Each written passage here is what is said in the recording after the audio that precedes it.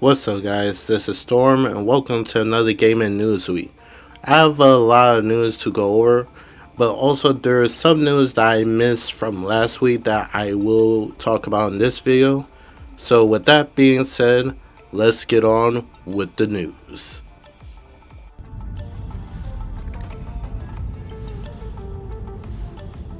We got bad news on the creator of the Yakuza series, Toshihiro Studio, that he created, and he was working on this game called Gang of Dragon, which was revealed at last year's Game Awards. But it turns out that the game is facing cancellation and his studio is facing foreclosure due to NetEase indicating that they will be pulling funding from his game. Apparently, he told them that it will be an extra 44 million to finish making the game, and NetEase is not having it right now. So, at the time of this recording, he's trying to look for a different publisher to help fund the game. But as of right now, it's not looking very good for him, which really sucks because the game actually looks really awesome and stuff. It definitely looks like evolution for the Yakuza games in general and stuff. And the fact that NetEase is going to be pulling funds from him and stuff is really outrageous. I really hope somebody help him out and get this game to come out and stuff, because it will really suck if his studio that he just created closed and the first game for him to release to not be able to release. So here's hoping. I'll keep you posted if there's any further updates on his situation.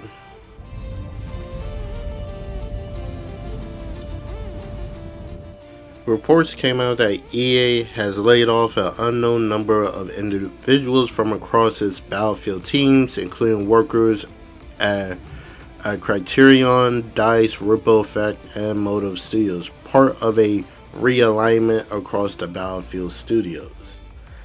And it's kind of crazy that EA is doing this, especially after the amazing success that Battlefield 6 had. Like, Battlefield 6 was even outdoing Black Ops 7 for a bit, so the fact that they're facing layoffs and stuff is truly outrageous in my opinion. But I don't know what goes on with these studios when it comes to the layoff, especially games that do really well and stuff. You expect them to keep the people there. But my big concern was from Moda, since they're the one who's supposedly doing an Iron Man game, which we haven't seen no update at all since it got announced. So I'm hoping we'll eventually see it, but it's not looking too likely. Like, some people even believe the game probably just secretly canceled and stuff. So we'll see what happens.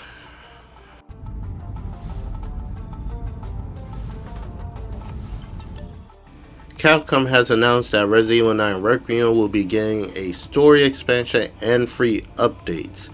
Additional content will include a photo mode and surprise new minigame. So this is not surprising because we have seen like their last Resident Evil games get like some type of DLC or expansion or some type of update that give us like a mode like Mercenary. Resident Evil 8 had like a DLC and stuff, so it's not surprising that Resident Evil 9 is going to get one, especially how fans liking this one, and this one blew up compared to all the other Resident Evil games. Like, shoot, it's so like 5 million like in 5 days or something like that. So, and that's really impressive for the franchise and stuff. So it seems like a guarantee that they were going to add something to it to keep players in the game. So that is very awesome. I'm kind of curious what kind of story expansion will be. Will it be focusing on Leon? Will it be focusing on Grace?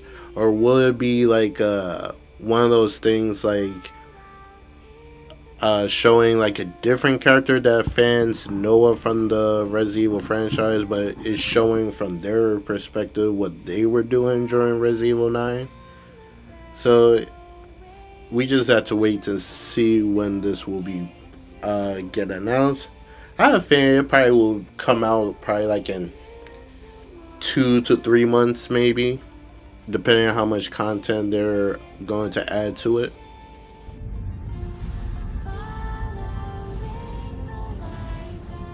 Valve put out a statement regarding to their Steam Machine and Steam Frame. They said, "We hope to ship in 2026, but as we shared recently, memory and storage shortages have created challenge for us. We'll share updates publicly when we finalize our plans." They put out this statement that giving people the possibility that the Steam Machine will be delayed outside of 2026. But later they clarify, basically saying they are still planning to release this year. So we don't know what's the time frame that we will get the Steam Machine, because so far they did put out some information saying that the recommended they put out some specs for it and stuff. And to get a game to officially run on it, they need to hit a 1080p 30 FPS. So that would get them verified to be running on the Steam Machine. So basically, the minimum requirement to get a game on it is 1080p 30. Which for some reason had a lot of people think that the device was going to be locked at 1080p 30, which is not the case. This is just the minimum requirement to get on the platform. So there's that. We still don't know how much this thing will be, so I'll keep you posted whenever we get to that point when they're ready to announce how much this thing is going to cost.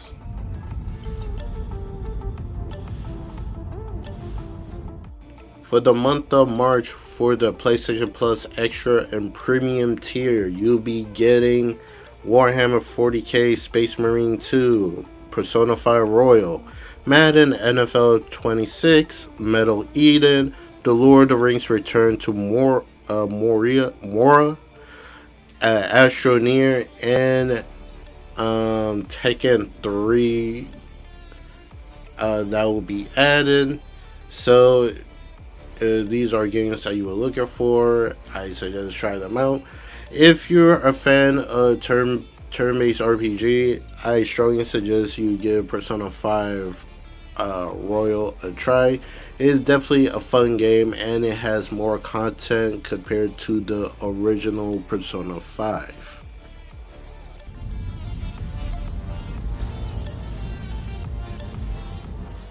Epic Games has caused quite a stir when it comes to Fortnite with the announcement that they'll be changing their prices on their V-Bucks, which is the Fortnite in-game currency. Basically, it's a price increase and stuff, and it will start taking place on March 19.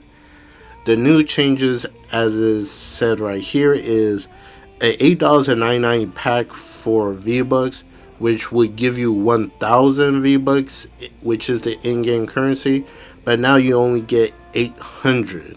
With the Epic Rewards, you get $1.79 back. $22.99 you used to get 2,800, now you only get 2,400. $36.99 get you 5,000, but now you only get 4,500. $8.99 that used to give you 13,500 V-Bucks, now you only get 12,500 back. So this will affect different regions and stuff. And they said the Battle Pass will now cost 800 V-Bucks and reward 800 V-Bucks for completing it. Previously, it cost 1,000 V-Bucks, and you could earn 1,000 V-Bucks plus 500 in the bonus rewards. But they said that there are no longer V-Bucks in the bonus rewards in the pass. So you get the pass and you play and you complete it, you only get 800. You're not getting a bonus and stuff. So this has caused quite a stir, and people have voiced that they are pretty pissed about it and stuff.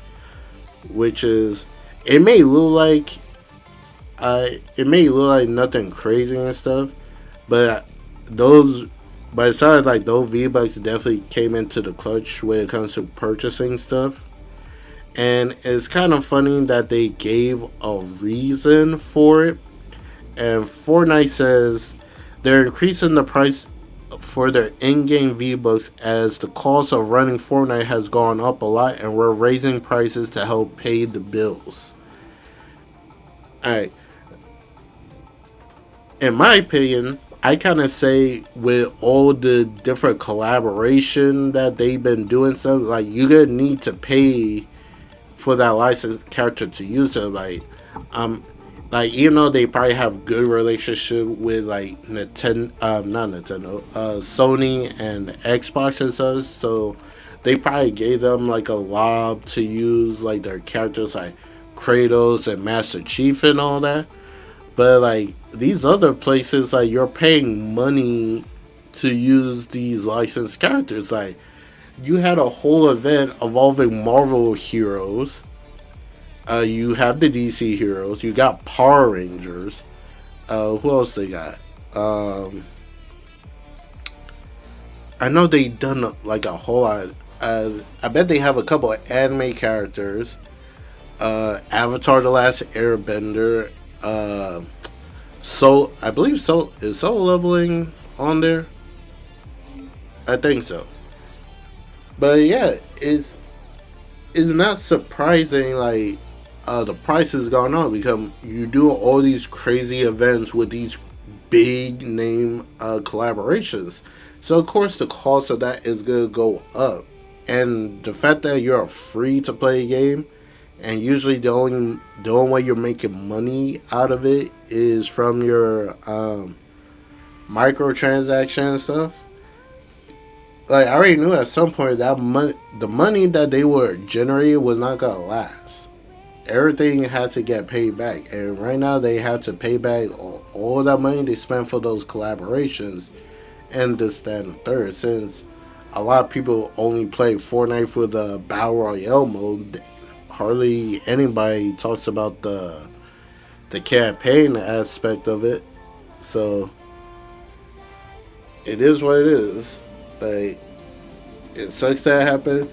I just saw somebody said they talked to them about it, but they responded saying, like, we hear your complaint and stuff like that. Like, we're here the community voice about it, but it looks like they didn't really care. They just said, like, but check out the new season where more crazy stuff is planned to happen. I'm like, yeah, they pretty much saying they don't really care what you say about the V-Bucks. So, like, you're still gonna play their game.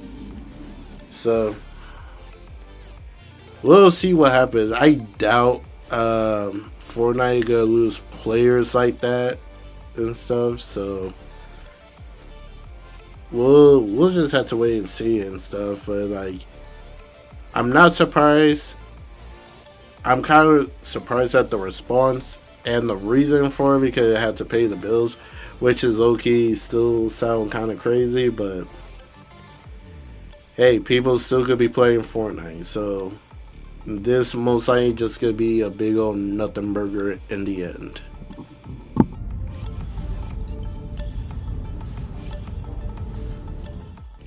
Ghosts of Yotei Legends have released, and from how people are talking about it, Sucker Punch outdid themselves again. I was kind of curious how they would get step up the multiplayer of Ghosts of Yotei compared to Ghost of Tsushima ones, and they really did. They added more content, a lot more stuff to do in the lobby while you're waiting for matches and stuff. and overall, it's been a fun experience. I have like a playthrough video of me and a buddy going through the two-player story mode for the Ghost of Yotei Legends. I will post a link to that in the description below in case you want to check it out. Right now, we're up to the Oni story. We finished the spider not too long ago, so that's the next one we're gonna go through. And hopefully, by the time next month comes around, we'll be ready to take on the raid that will be coming out soon. That you'll be facing the dragon and Lord Saito. So overall, big claps to Sucker Punch for Ghost of Yotei Legends. I'm really hoping they I'm really hoping they do keep adding more stuff to it and stuff. But more than likely, they probably only gonna do for a certain amount of time, then probably just stop and stuff. But overall, I'm liking the experience. It is definitely a little bit more challenging compared to the ones from Ghost of Tsushima, because Ghost of Tsushima, you just have your different stances and stuff to go up against enemies and stuff. But now we don't have that. You have to have like a precise weapon to be more effective against enemies. Like you could use any weapon against enemy types, but if you want to be more effective in combat, it's definitely going to be the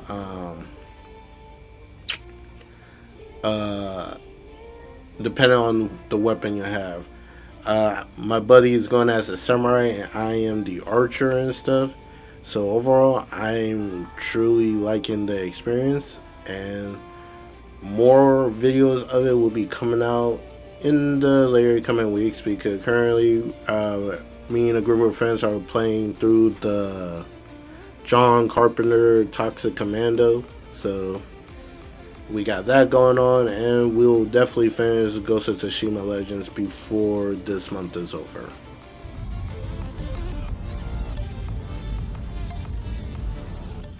Pearl Abyss has finally revealed the specs that the console's version for Crimson Desert is going to be running. So let's go through them. For the standard PS5, on performance mode, you'll be playing at 1080p, 60 FPS with VSync, 60 FPS plus with VRR, and the ray tracing setting will be set on low. For balance, you get 4K from 4K upscale to 1280p with VSR3, 30 FPS with VSync, and ray tracing will be on low. Quality mode will be upscaled 4K from 1440p with VSR3, 30 FPS VSync with ray tracing set on high. The PS5 Pro, on performance, you'll get an upscaled 4K from 1080p with the PSSR, 60 FPS VSync with 60 plus FPS with VRR with ray tracing set on high. Balance upscale 4K from 1440p with PSSR, 40 FPS VSync, 48 plus with VPS VRR with ray tracing set on high. Quality mode 4K 30 FPS VSync with ray tracing set on ultra. Now for Xbox, the Xbox Series S will be at 720p resolution on performance, 40 FPS with VSync with ray tracing set on off. Quality mode resolution will be at 1080p at 30 FPS with ray tracing set off. The Xbox Series X will be 1080p with 60 plus with ray tracing set low. Balance 4K from upscale 4K from 1080p, 40 FPS ray tracing set on low, and upscale 1440p with 4K with 30 FPS ray tracing set on high. Basically, it's the same setting as the standard PS5. The PS5 Pro will dish out more when it comes to the settings, and the Xbox Series S will be the lowest common denominator. So that's all good that we now know what the consoles will be targeting on running. And We have seen we have seen Digital Foundry have posted a video going over how Crimson Desert run on the PS5 Pro, and overall, it is. They say it is like a really good experience that is running on it. There are occasionally dips here and there and stuff, but overall, it is a really good experience and stuff. But they did clarify that the PS5 Pro does not have the upgraded PSSR 2.0. Clear Abyss have confirmed that the update PSSR 2.0 will be available on the PS5 Pro at launch. So overall, the game could be running even better when the update come out. They'll probably do like a comparison just to see how it will compare to the PSSR 1 compared to the 2 and stuff. It's nice that we're getting this PS5 Pro update. So far, the first game that got it was Resident Evil Requiem, and a lot of games are coming in the future and stuff that will get it, like Suros, Wolverine, GTA 6, probably some other games also. I did saw that Remedy have confirmed that the Control the definitive edition, like the next gen version of it, and Alan Wake 2 was confirmed to be getting the PSSR 2 update that is coming very soon and stuff. So overall, that is amazing stuff. Can't wait to see how these games perform with the newest updated stuff on them. So now this kind of begs the question: if the PSSR 1 was able to do this with Crimson Desert, even though it's not a lock 60, the game does hit 60 overall and stuff. So I am kind of curious: will Rockstar be able to get GTA 6 running on the PS5 and the PS5 Pro at 60 FPS? Just upscale the resolution and stuff. I'm kind of curious about that, because if that's the case, then the PS5 Pro will definitely be the best version to play until eventually Rockstar put out the PC version of it and stuff. So we just gotta wait and see how that turns out. But overall, I'm excited for Crimson Desert. I already pre-ordered it, and it's set to release next week on the 19th. So I can't wait to try out and hop into the world and get a freaking dragon. That's gonna be my first mount, riding a fucking dragon.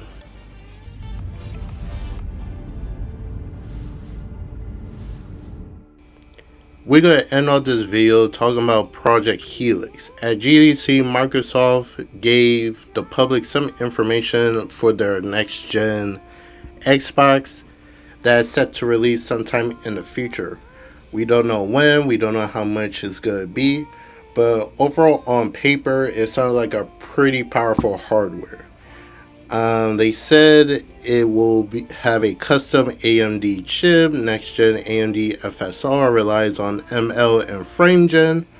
Order a magnitude increase in ray tracing performance up to and including path tracing, and a lot of details that probably could go over some people's heads who are not familiar with this kind of tech talk.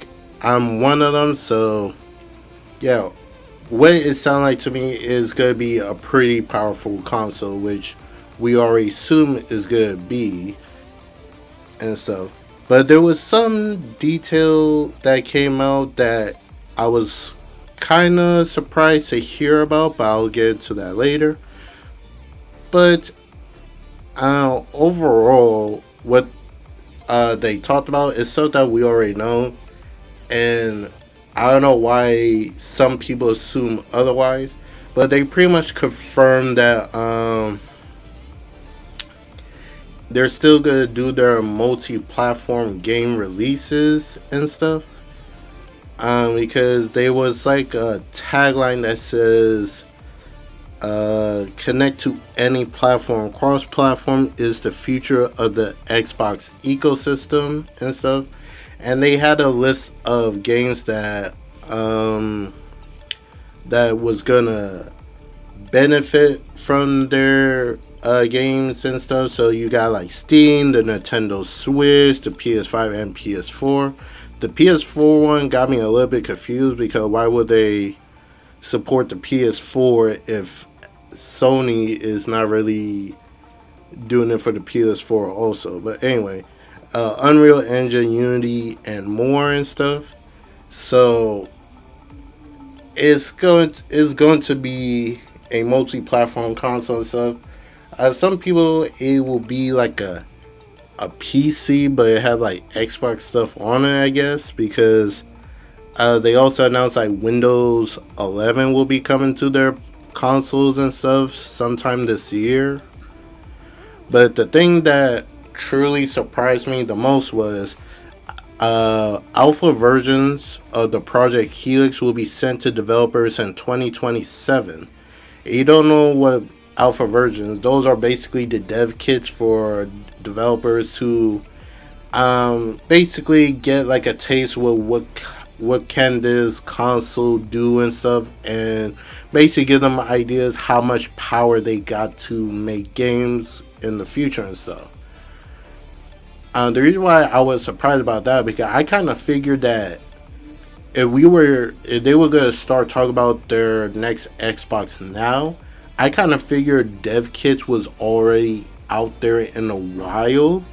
But the fact that they said they won't send them out to like 2027, which kind of gives me the feel that this console is not gonna see the light of day until possibly 2028 the earliest, or late 2027. So they probably have their reason for that. It just had me a little bit curious why they did it that way, but they most likely have their reasonings for it. But it further says that Ronald from Microsoft confirms Microsoft is pivoting to the future of play and player behaviors. He adds, the days of people defining themselves as a console, PC, mobile gamer don't really exist anymore. Ronald is thinking about how to develop tools where players are going to play across multiple devices. And to be honest, that is a interesting take, honestly. So it's like it. I don't know how I feel about that statement and stuff. Like, of course, we gotta see how it comes out in the end. But these taglines, I'm not really sure how to feel about them and stuff. But that's just me. We don't know how this console look and stuff, so we just gotta wait and see how it turns out in the end. But with that being said, that'll be the end of the video. What do you guys think? Are you guys interested in Project Helix? And are you looking forward to picking up in the future when it eventually get released? Are you worried about Gang of Dragons being canceled and the studio of the person who created Yakuza to be shut down? Let me know in the comments below. I'll catch you guys in the next video. Hope you have an amazing weekend. And this is Storm. I'll catch you guys later. Peace out.